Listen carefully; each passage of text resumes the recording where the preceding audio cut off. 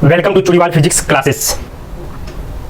सबसे पहले आप मेरे चैनल को सब्सक्राइब करें। और आज का जो टॉपिक है एनसीईआरटी से लिया गया है, Newton's third law of motion. Newton's का थर्ड लॉ क्या है? फर्स्ट लॉ आपने समझ लिया कि कोई भी बॉडी अपनी स्टेट में रहना चाहेगा। अगर वो रेस्ट पर है तो रेस्ट में, अगर वो यूनिफॉर्म मोशन में है तो यूनिफॉर्म मोशन में। वो था फर्स्ट लॉ। न्यूटन्स का सेकेंड लॉ ये कहता था कि अगर किसी बॉडी में एक्सेलरेशन है तो वो due to the external force. जितना आप एक्सटर्नल फोर्स इंक्रीज करेंगे उतनी उसकी एक्सेलरेशन इंक्रीज करेगी। Means rate of change of momentum is directly proportional to applied force. ये तो थी second law, Newton second law. अब जो देखना है आपको Newton third law of motion. Third law का क्या मतलब है? सिंपल आप ये देख सकते हैं कि 1 2 3 थर्ड लॉ। थर्ड लॉ में जैसे फर्स्ट लॉ में क्या था, एक स्टेट और दूसरी स्टेट, दो स्टेट जो है, स्टेट कौन सी, एक तो रेस्ट वाली या यूनिफॉर्म मोशन वाली, इन दो स्टेट के बारे में थी। लेकिन अगर इन दोनों स्टेट, अगर एक स्टेट से दूसरी स्टेट में कोई बॉडी जाना चाह रही है या उसकी एक्सेलरेशन जब हो रही है, उसको बताने के लिए सेकंड लॉ आया। न्यूटन का सेकंड लॉ था वो। उसी तरह से थर्ड लॉ में ये सवाल आया कि अगर कोई बॉडी किसी दूसरे बॉडी पर कोई फोर्स लगा रही है, अगर कोई बॉडी, मतलब कहने का मतलब आप ये समझ सकते हैं, ये कह सकते हैं कि सेकेंड लॉ में जो एक्सटर्नल फोर्स थी उसकी ओरिजिन क्या है, वो थर्ड लॉ से हमें पता लगती है। ओरिजिन मतलब अगर थर्ड लॉ में आपने देख लिया, ये देखना है आपको कि यहां पर जो भी फोर्स एक्सटर्नली अप्लाई होती है, सेकंड लॉ में आपने क्या देखा था, जैसे ही एक्सटर्नल फोर्स अप्लाई होती है बॉडी में, उसमें एक्सेलरेशन आएगी। लेकिन वो एक्सटर्नल फोर्स कहां से आएगी, उसकी ओरिजिन क्या है? अगर कोई दो ऑब्जेक्ट ए और बी लेते हैं, बी पर ए ने एक्सटर्नल फोर्स अप्लाई कर दिया, बी पर ए ने एक्सटर्नल फोर्स अप्लाई कर दिया, तो क्या ए पर कुछ एक्सटर्नल फोर्स लगेगा? यस, बी भी ए पर एक्सटर्नल फोर्स लगा देगा। It means that to every action there is equal but opposite reaction.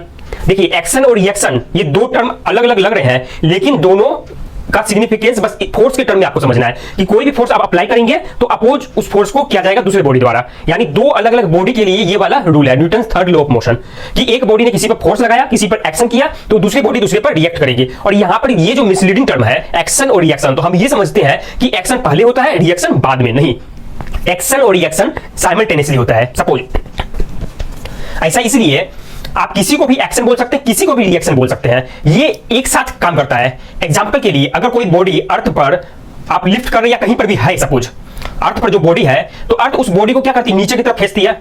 जैसे एप्पल के लिए एग्जांपल, जो न्यूटन एक शाम की बात है, वो एप्पल के वृक्ष के नीचे सो रहा था, तो उसने देखा एप्पल जो नीचे गिरा, तो इसके मन में आया नीचे ही क्यों गिरा, क्योंकि अर्थ कोई बॉडी दूसरी बॉडी को अट्रैक्ट करती है, रिपेल कभी नहीं करती है। एक बॉडी दूसरी बॉडी को अट्रैक्ट करती है। तो ये जो अर्थ है, इसकी जो मास है, ये एप्पल के मास को अट्रैक्ट कर रही थी।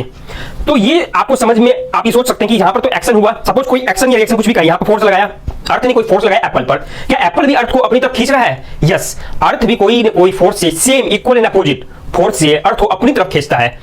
हाँ, अर्थ एक हैवी बॉडी है, इसलिए उस पर उसका इफेक्ट बहुत कम हो गया, बहुत कम, नेग्लिजिबल, बहुत कम, इसलिए हमें पता नहीं लगता है। लेकिन एप्पल ने भी अर्थ को उसी फोर्स से अपोजिट डायरेक्शन में अपनी तरफ खींचा।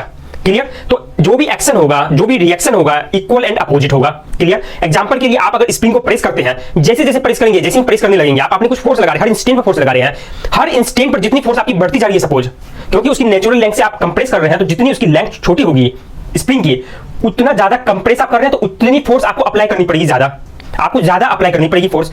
तो उसके एवज में स्प्रिंग भी आपको क्या करेगा, वो भी फोर्स लगाएगा, इक्वल एंड अपोजिट। आपको ये फील भी होगा कि जितनी लेंथ छोटी होती जा रही है, आपको लगेगा स्प्रिंग आप पर फोर्स लगा रही है। तो इसका मतलब ये हुआ, to every action there is equal but opposite reaction. अब जो फोर्स जो टर्म आ रही है कि एक्शन है, रिएक्शन है, वो फोर्स है, ये कभी भी सिंगल प्रेजेंट नहीं होता, सिंगली नेचर का नहीं है, सिंगल नेचर का नहीं, मींस दो बॉडी होनी चाहिए, दो बॉडी होंगी ही 100%। क्लियर? ये जो एक्शन रिएक्शन जो आप समझ रहे हैं अभी, ये एक म्यूचुअल इंटरेक्शन है, अकेला नहीं है, म्यूचुअल इंटरेक्शन, किसी दूसरे के साथ इसका जो इंटरेक्शन हुआ, उसी के कारण यहां पर एक्शन रिएक्शन पेड़ आया।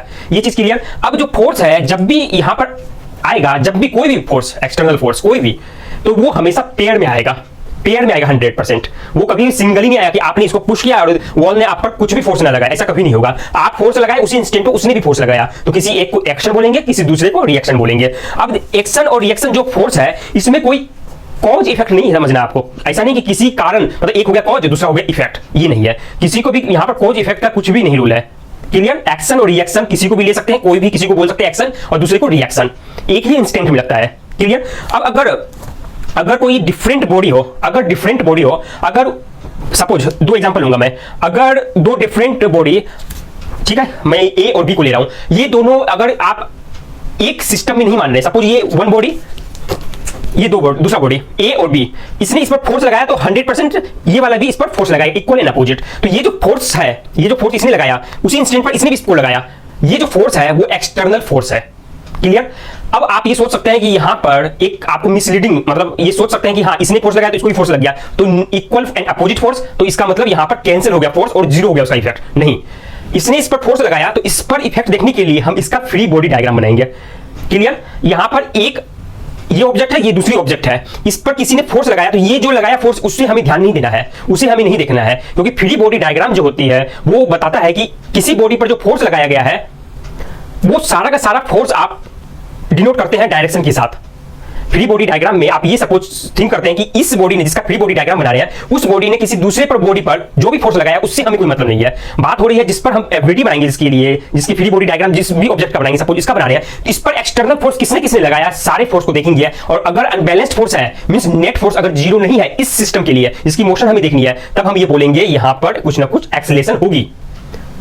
और ये कभी भी कॉन्सेप्ट नहीं लगाना कि ये इसने इस पर फोर्स लगाया तो इस बॉडी ने भी इस पर फोर्स लगाया तो यहां पर नेट फोर्स जीरो हो गया। नहीं, अलग अलग अगर बॉडी है, टू डिफरेंट बॉडी है, तो यहां पर ये कॉन्सेप्ट नहीं लगाना है। अगर आप दो बॉडी को, अगर सपोज दो बॉडी है, डिफरेंट बॉडी है, इसको एक सिस्टम में मान ले, आइसोलेटेड सिस्टम में सपोज दो बॉडी है, दो अलग अलग बॉडी आइसोलेटेड सिस्टम में, अब इस पर अगर इसने फोर्स लगाया तो आप ये कह सकते हैं हाँ ये फोर्स बी भी ए पर लगा देगा फोर्स इक्वल एंड अपोजिट। तो यहां पर जो फोर्स है वो एक्सटर्नल फोर्स नहीं होगी फिर, क्योंकि आप एक ही सिस्टम में दो बॉडी मान रहे हैं, तो यहां पर ये एक्सटर्नल फोर्स नहीं होगी, जबकि इसका नाम अब हो जाएगा इंटरनल फोर्सेस। तो आप देखेंगे इंटरनल फोर्सेस, जितनी भी इंटरनल फोर्सेस है वो एक दूसरे को कैंसिल कर देते हैं, means there will be null force.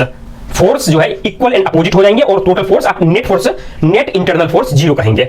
इसी कॉन्सेप्ट से सेकंड लॉ में भी जो पॉइंट मास के लिए हमने बताया था कि अगर एक्सटर्नल फोर्स किसी ऑब्जेक्ट पॉइंट मासेस पर लगाएंगे तो वहां क्या होगी, एक्सेलेरेशन। अगर वो ह्यूज बॉडी हो, means combination of different particles हो, अगर आप उस पर अब फोर्स लगाएंगे तो पार्टिकल और पार्टिकल के बीच में, दो पार्टिकल्स के बीच में जो फोर्स होगी वो एक्सटर्नल नहीं कहेंगे, उसे इंटरनल कहेंगे, क्योंकि वो टोटल का टोटल एक ही सिस्टम में है, आइसोलेटेड सिस्टम है। उस बॉडी को अगर आइसोलेटेड सिस्टम माने तो वो टोटल का टोटल जो पार्टिकल है जो इन बिटवीन द सिस्टम, तो वहां पर जो पार्टिकल है वो एक दूसरे पर एक्सटर्नली नहीं, अब हो गया इंटरनल फोर्सेस। तो इंटरनल फोर्सेस एक दूसरे को कैंसिल कर देंगे, तो जो इफेक्ट होगा तो हम ये मान सकते हैं कि इन सारी पार्टिकल्स को एक सिंगल पार्टिकल जो सेंटर ऑफ मास पर प्रेजेंट है से डिनोट कर सकते हैं और उस पर आप इफेक्ट देख सकते हैं कि एक्सटर्नल फोर्स उस पर क्या लगी है।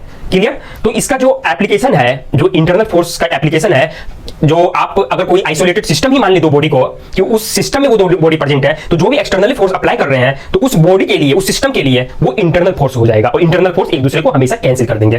तो ये एप्लीकेशन, ये समझने के बाद सेकंड लॉ में भी आप इसको यूज कर सकते हैं कि जो ये यूज कर सकते हैं कि आप अगर सिंगल पार्टिकल्स के लिए सेकंड लॉ ऑफ मोशन लगा रहे थे, second law of Newton's law of motion लगा रहे थे, तो वहां पर कॉम्बिनेशन ऑफ डिफरेंट पार्टिकल्स के लिए भी रूल लगा सकते हैं, ये सोचकर कि वहां पर अगर इंटरनल फोर्स कुछ भी होगी वो एक दूसरे को कैंसिल कर देंगे, तो हमें सिर्फ एक्सटर्नल जो फोर्स है वो सेंटर ऑफ मास पर लेनी है। ये तो बात क्लियर। अगर दो डिफरेंट बॉडी है,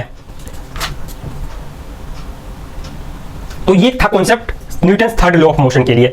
तो मोशन का जो न्यूटन्स का जो तीसरा नियम है तो हमेशा एप्लीकेबल है। आप किसी भी चीज पर, आप चेयर पर सपोज बैठ रहे हो तो चेयर भी हर इंस्टेंट पर आप पर इक्वल एंड अपोजिट फोर्स लगा रही है, लेकिन आप कह सकते हैं कि फिर हम बैठ कैसे पाए, या सपोज आप किसी ऑब्जेक्ट को पुश करते हैं तो ऑब्जेक्ट भी इक्वल एंड अपोजिट फोर्स आपके हैंड पर, आपके हाथ पर, अगर हाथ से आप ढकेल रहे हो उसे, पुश कर रहे हैं, तो इक्वल एंड अपोजिट फोर्स वो बॉडी भी आपके हाथ पर एक्सर्ट करेगी। तो आप ये बोल सकते हैं फिर बॉडी कैसे मूव कर रही है। बॉडी का अगर मूवमेंट देखना है, जिस बॉडी को आप पुश कर रहे हैं, तो सबसे पहले आप बॉडी की एफबीडी, फ्री बॉडी डायग्राम सिर्फ उस बॉडी का बनाएंगे। क्यों उस बॉडी का? इसलिए आपको एफबीडी ड्रॉ करनी है क्योंकि आपको मोशन सिर्फ उस बॉडी की देखनी है, आपकी हैंड की नहीं। और यहां पर नल फोर्स नहीं कर सकते हैं कि इक्वल एंड अपोजिट फोर्स, तो ये जीरो हो गई। ये तो अगर दोनों को दोनों जो बॉडी है और आप अपनी हैंड को एक सिस्टम मान लेंगे कि इस सिस्टम के अंदर प्रेजेंट है, तब तो आप बोल सकते हैं हाँ इक्वल एंड अपोजिट फोर्सेस यहां अप्लाइड है, वो कैंसिल हो गई। लेकिन अगर उस बॉडी की मोशन देख रहे हैं, मतलब उस ऑब्जेक्ट की मोशन देख रहे हैं जो मूवमेंट में है, तो वहां पर ये वाला कॉन्सेप्ट नहीं लगेगी कि इक्वल एंड अपोजिट होगा इसलिए जीरो। नहीं, उस ऑब्जेक्ट के लिए इक्वल एंड अपोजिट नहीं है। अगर दोनों की बात कर दी जाए, इस ऑब्जेक्ट, सपोज मैं इस हैंड से इस हैंड को पुश कर रहा हूं, तो दोनों को मिलाकर आप कह सकते हैं कि हाँ इसने जिस पर लगाया जितना फोर्स इसने भी लगा दिया उतना ही फोर्स, तब नल कह सकते हैं, नल फोर्सेस। लेकिन अगर इसकी मोशन देखेंगे हम, तो हम इस पर देखेंगे कितना कितना फोर्स बाहर के किसी ऑब्जेक्ट ने या ग्रेविटेशनल फील्ड के कारण या और भी कोई फोर्स लग रही हो, तो सारे के सारे हम कंसीडर करेंगे। तो जो आपको ये देखना है, ये एफबीडी में आपको बाद में देखना है, चैप्टर के लास्ट में आपको फ्री बॉडी डायग्राम भी बताया जाएगा और कॉन्सेप्ट क्लियर हो जाएगा। लेकिन इसका ये मतलब है कि थर्ड लॉ का जितना भी आप फोर्स कभी किसी भी चीज पर लगाएंगे, आपको उतनी फोर्स वो भी बॉडी लगाएगी, इक्वल एंड अपोजिट। ठीक है, क्लियर? कोई भी डाउट हो तो आप पूछ सकते हैं, कमेंट सेक्शन पर लिखे। और अपने दोस्तों के साथ शेयर भी करें। Okay, thank you.